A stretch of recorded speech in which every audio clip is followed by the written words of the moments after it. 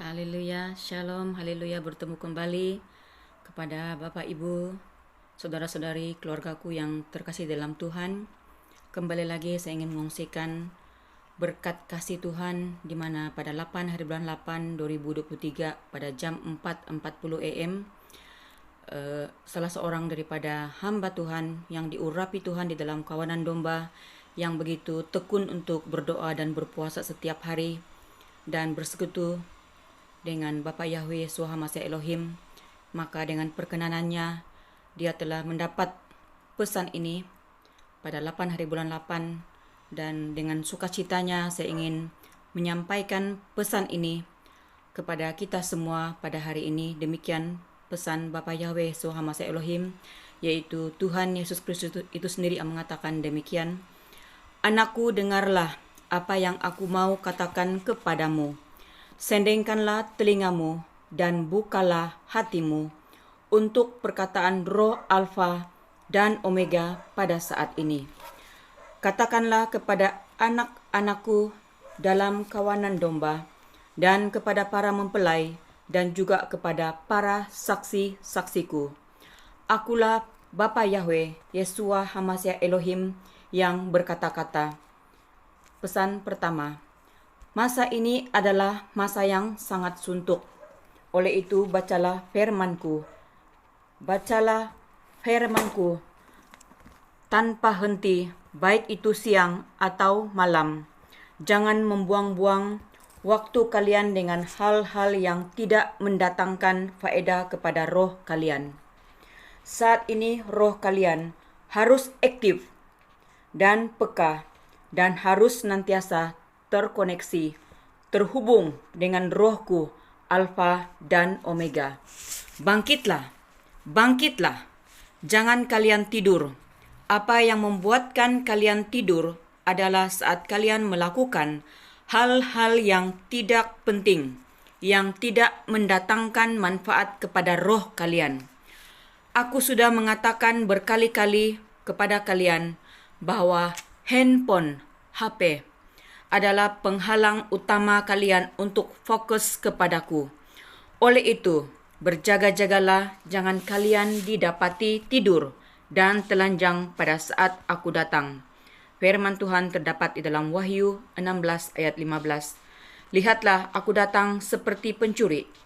Berbahagialah dia yang berjaga-jaga dan yang memperhatikan pakaiannya, supaya ia jangan berjalan dan telanjang, dan jangan kelihatan kemaluannya. Pesan Tuhan yang kedua. Saringan terus berjalan dalam dunia yang nyata ini dan semakin sukar. Jalan semakin sempit dan licin. Firman Tuhan di dalam Matius 7 ayat 14. Kerana sesaklah pintu dan sempitlah jalan yang menuju kepada kehidupan dan sedikit orang yang mendapatinya. Oleh itu, ramai yang tidak dapat melaluinya jika iman lemah, iman Thomas, iman abu-abu, yaitu iman yang suam-suam kuku, tidak akan dapat melalui jalan itu pada saat ini. Hanya mereka yang benar-benar melekat hatinya kepadaku, mengandalkanku sepenuhnya, dan yang sudah membuang segala keinginan dagingnya yang dapat melalui jalan itu. Tetaplah kuat, berdirilah dan dengan teguh, jangan goyah imanmu, hai anak-anakku, tetaplah kuat, hidupi firmanku. Pesan yang ketiga. Dunia ini bukan milik kalian. Dunia ini bukan milik kalian. Janganlah kalian terikat dengan kemewahan dunia ini dan apapun hal kesenangan dunia ini, termasuk mamon. Kerana kamu dalam dunia ini hanyalah sementara sahaja, bukan untuk selamanya. Kekuasaan dunia ini sudah diserahkan kepada Lucifer, dan oleh itulah aku memberitahukan supaya janganlah hatimu melekat kepada dunia ini. Janganlah hatimu terjebak dengan hal-hal dunia ini yang hanya tipuan belaka. Tetapi jagalah imanmu agar senantiasa terkoneksi denganku. Untuk itu, bertekunlah, berpuasa, berdoa, menyembah Rohku. Firman Tuhan di dalam Yakobus 4 ayat 4 mengatakan, persahabatan dengan dunia adalah permusuhan dengan Allah. 1 Timotius 6 ayat 10, akar segala kejahatan ialah cinta akan uang. Pesan yang keempat, anakku, janganlah kalian khawatir akan apapun juga, terutama hal makan, minum, pakai. Karena akulah Tuhanmu yang melihat dan mengetahui segala keperluanmu. Dan akulah yang mencukupkan segalanya sesuai keperluan kalian masing-masing. Hanya andalkanlah aku, Bapa Yahweh, Yeshua Hamasya Elohim, dalam hidupmu. Imanilah firmanku di dalam Matius 6 ayat 25 hingga 34 dalam hal kekhawatiran. Dan hidupilah firmanku di dalam 1 Timotius 6 ayat 8 di detik-detik akhir ini. Pesan yang kelima, berjagalah hatimu dengan segala kewaspadaan dan janganlah terpancing emosimu dengan segala kata penghinaan orang-orang yang menolak pekerjaan Rohku lewat dari kesaksian-kesaksian kalian.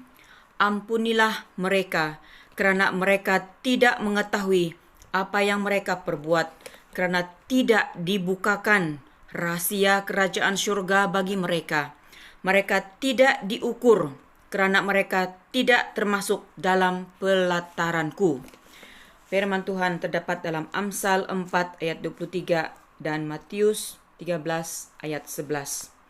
Kita boleh merujuknya di sana. Manakala pesan yang keenam, firman Tuhan mengatakan, anakku, tetaplah berdoa dan berjaga-jaga dengan tidak putus-putus, dan kenakanlah segala perlengkapan rohani, yaitu firman Tuhan, untuk melawan segala setan-setan di udara. Roh-roh jahat itu hanya dapat dikalahkan dengan iman dan pedang roh, yaitu firman Tuhan. Firman Tuhan terdapat dalam Efesus 6 ayat 10 hingga 18. Manakala firman Tuhan, pesan Tuhan yang ketujuh, setiap anak-anakku yang mengandalkan aku sepenuhnya dan memiliki kerendahan hati ada dalam perlindunganku. Tuhan Yesus Kristus, yaitu Jesus Christ, di mana ada tiang awan dan tiang api, aku berikan kepada mereka. Demikianlah ketujuh pesan dari Bapa Yahweh Yeshua Hamasya Elohim, Tuhan Yesus Kristus.